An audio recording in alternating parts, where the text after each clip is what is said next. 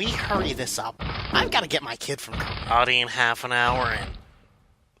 Oh my gosh, it's you! How have you been? How's that never-ending quest to get the Triforce going?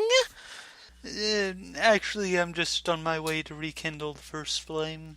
Well, it's about time someone put a stop to those undeads invading our land and taking our jobs. You know, between you and me, I say we just let those of us who are actually alive keep on living. Alive. Right. If you'll excuse me, I'll just be going. Nonsense! Why don't you just stick around a while? I see what you did there. I'm dead.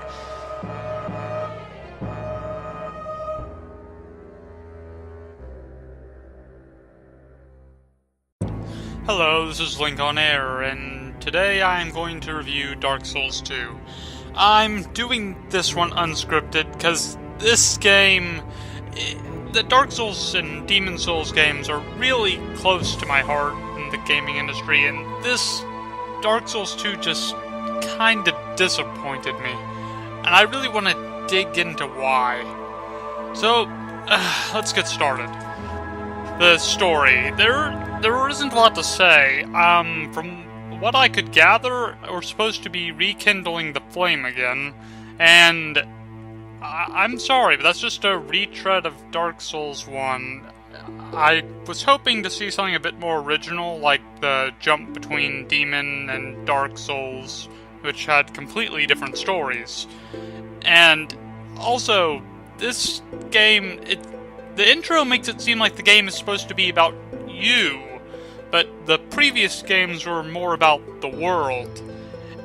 Isn't to say that the lore isn't good in Dark Souls 2.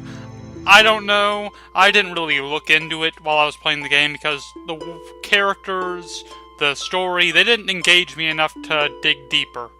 In Dark Souls and Demon Souls, I would typically read item descriptions to try to understand more about the characters and the world I was in, and this game just falls flat in that area. I guess that's it for story. So, let's move on to gameplay. The gameplay has seen quite a few improvements. It runs a lot smoother. The ADP and agility stats have been a great improvement over, say, the resistance stat from Dark Souls 1, which didn't really do much of anything. At least not in competitive or PvE, but that's beside the point. The gameplay definitely has seen improvements in the online capabilities, because in Dark Souls 1, I remember experiencing a lot of lag while playing online. Typically I would be backstabbed from the front. In this game, that isn't really an issue. It runs really smooth, so it means the fights feel a lot more fair. At least until I bring out the Dark Fog and poison my opponents to death, because I'm not above using underhanded tactics. Right, playing cooperatively is also really good as well. It's really easy to find your friends in Dark Souls 2 over Dark Souls 1. There's no waiting around for hours at a time trying to find their summon sign. You just drop it, be within 10 levels of each other, and bam, you're with your friend. It's actually pretty fun. I didn't really co-op much. I had some trouble with the Sentinels, but that was about the most help I ever needed. In terms of the bad for the gameplay, the Covenants in the game have kind of been butchered a bit. I haven't really seen too many people trying to invade each other in the game as Red Phantoms. The Belfry Covenant is probably the most packed in terms of battling and cooperation and all that. But the Invader Covenant, in this case the Blood Brotherhood or whatever, and the Blue Sentinels, those Covenants are practically useless on the first playthrough. I don't know about New Game Plus. I did not play in that for the review, although I did play through the game 3 times to try out all the Covenants. Most of them didn't really amount to much, unfortunately. At least in my experience. Don't get upset at me. Okay, you can get upset at me. I don't really care, but... yeah, that's just my experience I'm talking about, okay? Okay. I think the biggest issue I've had with the game is largely the level design. Well, the levels themselves are well laid out, but it's more the enemy placement. This game has a tendency of putting large groups of really strong enemies within close proximity of each other, and they all aggro at once. In one area, the Undead Crypt, there's a room with, say, about maybe 8 knights. It's pretty easy to accidentally draw all their attention if you're not trying to lure them all the way down the hallway, but I thought this was pretty clear to the game developers. They should have already known this. The game's combat is designed for one-on-one encounters, not for crowd control. Even with magic, that can be difficult, which is why I've had to resort to poison on more than one occasion to deal with threats. Although, the bosses are alright, I guess. They have this weird issue where they have really obvious attack patterns most of the time. So, to make up for that, the developers seem to make up for it with ridiculous amounts of health, really powerful attacks that will normally kill you in one hit, even if you've upped your HP and endurance. You know, maybe it's just because I play a light build. I don't know. I didn't really remember having that issue in Dark Souls 1. I've also noticed some issue with the hit detection on some of the bosses. It seems like some of their sword swings hit way wider than you'd expect. You could be like maybe 4 feet away from where the impact of the sword is. Yes, shockwave damage. Yeah, that shouldn't kill you. Shockwave damage from a sword slamming into the ground shouldn't kill you. That's just ludicrous. It's... I need a moment. Hang on.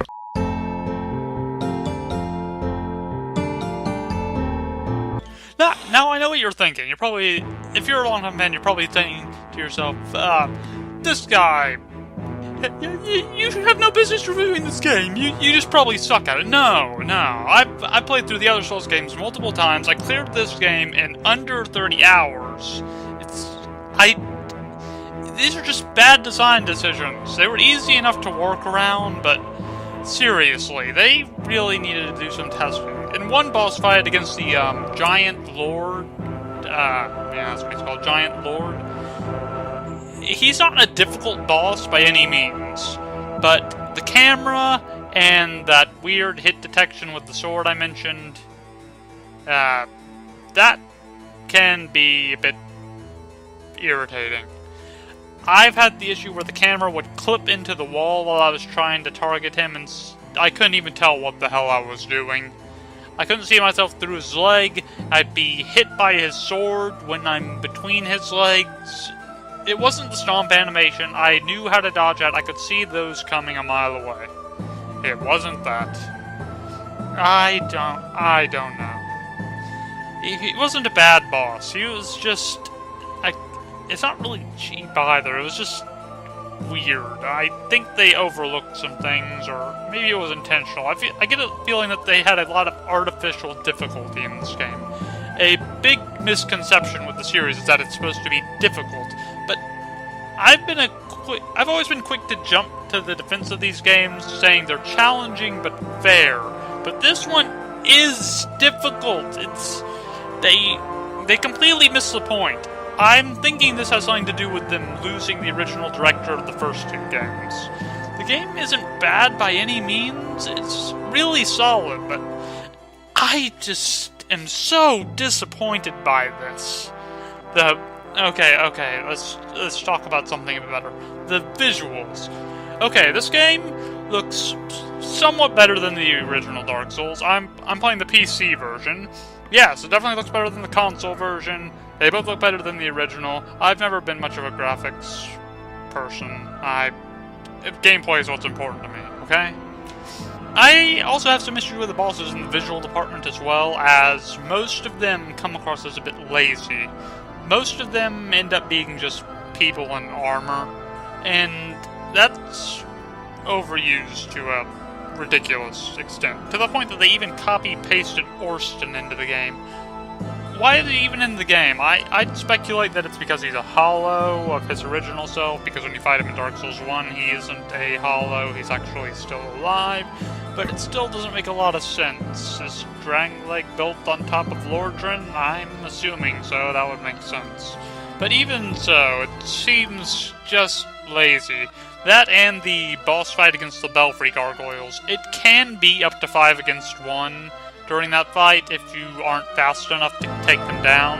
I didn't really have the issue on the run-through I did for the recording, but the first time I got pounded into the dirt. It doesn't help that the way up there you're plagued by Belfry Covenant members who are constantly invading your world. Well, maybe not constantly, that's a bit of an exaggeration. The visuals of the game are really good, though. I think the highlight for me was the Dragonair, however you say that. The place was gorgeous. Dragons flying all over majestically like a bunch of deranged ducks or something. The dragons are actually pretty good fights in the game. It was probably the best I've seen in a dragon fight in gaming, actually. Yeah, give credit where credit is due. That was actually pretty good. Yeah, that's pretty much it in terms of visuals. what you got? Musically speaking, the Souls series has been known to wield a few characteristics which set it apart. Among these are bombastic boss music, which usually takes precedence over the music in the rest of the game, and a unique combination of gothic elements and 20th century techniques that are able to strike fear and discomfort into our very souls. With each new entry into the series, it seems that these elements expand more and more drastically. When comparing the music of Dark Souls 2 to its predecessors, you will see higher quality instrumentation, fuller orchestration, and an overall darker and deeper texture. While it would be fair to say that Dark Souls 2 borrows more heavily from its immediate predecessor than Dark Souls did from Demon Souls, I believe that the more subtle moments of lamentatious beauty, such as that in the vocal solos, has set Dark Souls 2 apart as an entry that contains its own unique artistic value. And with that out of the way, the game gets a 6 out of 10. The game is decent. If you're a Souls fan, you are going to enjoy it. Especially the PvP, that's where the game shines. I think this game is a lot more difficult to enjoy soloing it, unlike the previous entries. I don't know how they got it into their heads that they should build the game around crowd battles, but especially when the gameplay is based on one-on-one fighting, but whatever. The game seems to be built primarily for cooperative play. I know that Dark Souls 1 seemed to hint at that when the Bell Gargoyles existed in Dark Souls 1 because they wanted to promote the idea of cooperation. A lot of people went into that fight solo. I can't really blame them because who wants to waste humanity, but still.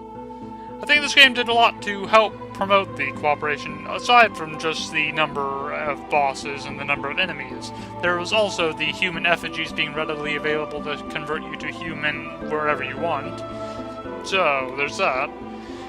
This game definitely gets a recommendation to take a look at. If you're a Souls fan, you'll probably already own it already. If you're not, try the previous entries, and if you love those games, you will probably think this one is alright. Maybe you will love it. I know some people do. I definitely don't. But that's pretty much it. Next week I will be doing a collaboration video with my good friend Outlaw Client. Can I say his real name? Can I? No? Oh, okay. Next time I will be reviewing Metroid Other M. Have a good night. If you enjoyed this review, feel free to like and subscribe, and don't forget to share our channel with your gaming buddies. Monocle out.